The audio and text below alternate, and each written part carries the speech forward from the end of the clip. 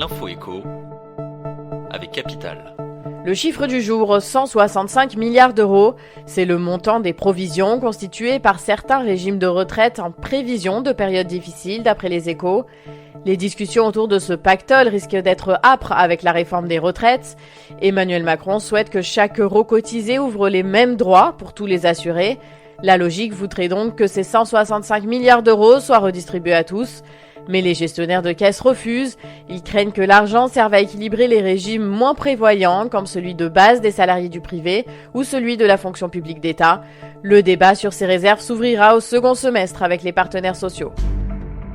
On continue avec le conseil pratique Capital. Sachez que vous avez le droit de refuser un héritage. Cette décision peut permettre à un proche d'hériter à votre place.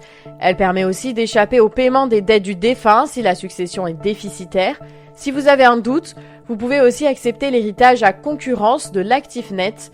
Cette formule est avantageuse puisque vous ne paierez les dettes qu'à hauteur des biens que vous recevez. Mais la procédure est lourde et coûteuse. Il faut faire une déclaration greffe du tribunal de grande instance et réaliser un inventaire complet par un notaire.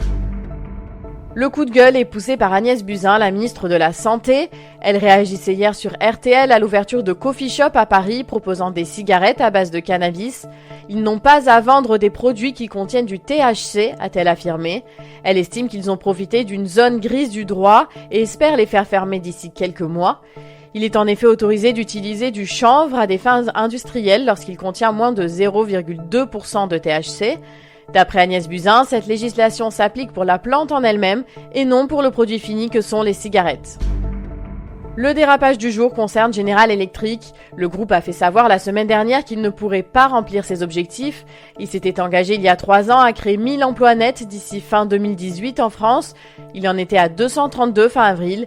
L'accord prévoit des pénalités de 50 000 € par emploi non créé. Ils devront les payer, a affirmé la ministre du Travail Muriel Pénicaud hier sur BFM TV. L'amende globale pourrait atteindre 34 millions d'euros. General Electric a expliqué avoir perdu des marchés dans le secteur de l'énergie. C'était l'info éco avec Capital.